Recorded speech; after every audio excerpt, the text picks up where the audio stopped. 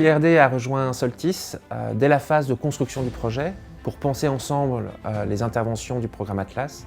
Ensuite, sur la phase de mise en œuvre, l'IRD est en charge de coordonner l'ensemble des activités de recherche. Le programme de recherche qui s'inscrit dans le cadre d'Atlas s'organise en différents volets ou work packages.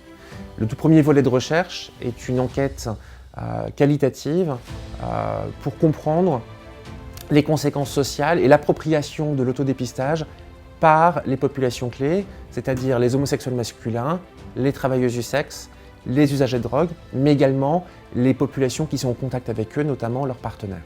Le deuxième volet de recherche, lui, est une ethnographie qui s'inscrit dans des cliniques pour les personnes qui sont séropositives, dans lesquelles on va leur proposer l'autodépistage pour le dépistage de leurs partenaires. Et on cherche à comprendre comment l'autotest s'insère dans l'accompagnement des personnes séropositives. Puisque proposer un autodépistage à son partenaire, ça amène aussi éventuellement de dévoiler son statut sérologique, ça s'inscrit dans son propre parcours de soins, et donc on veut voir comment l'autodépistage s'insère plus globalement dans l'accompagnement de la personne infectée. Le troisième volet de recherche, il est lié au fait que dans Atlas, une grande partie des autotests seront ce qu'on appelle de la distribution secondaire. Autrement dit, on va donner des autotests à des personnes que l'on a vues sur le terrain, qui vont elles-mêmes redistribuer l'autotest à des partenaires, à des connaissances, à des personnes de leur milieu.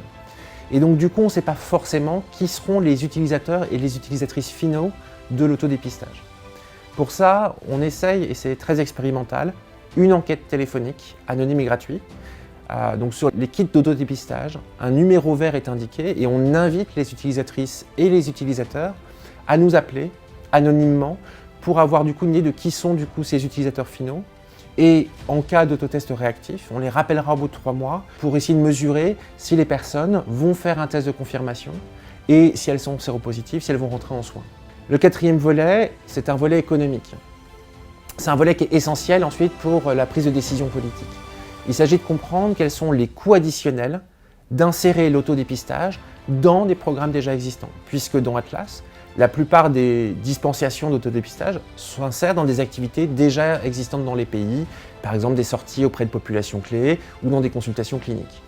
On cherche donc à mesurer les coûts additionnels et ça permettra dans un second temps de faire des simulations d'impact budgétaire pour les États si on fait un passage à l'échelle selon différents scénarios de passage à l'échelle. Et le dernier volet, c'est un volet de modélisation mathématique qui cherche à modéliser la dynamique de la transmission du VIH au sein d'une population, savoir qui infecte qui. Et donc, dans cette modélisation, on peut également modéliser les impacts de l'insertion de l'autodépistage et donc du coup l'impact que ça a sur le fait que ces personnes vont ensuite aller prendre un traitement, ce qui fait qu'elles ne transmettront plus le virus.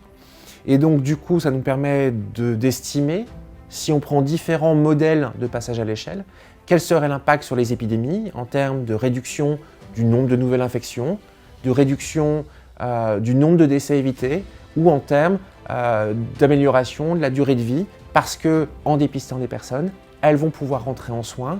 Et le fait de rentrer en soins aujourd'hui et d'être sous traitement permet d'une part de ne pas mourir et permet aussi de ne plus transmettre le virus. Les différents résultats de la recherche vont permettre d'accompagner les programmes nationaux dans la phase de transition à la fin du programme Atlas pour mettre en œuvre l'autodépistage à plus grande échelle, à la fois dans les pays où le programme Atlas est mis en place, mais également pour les pays voisins.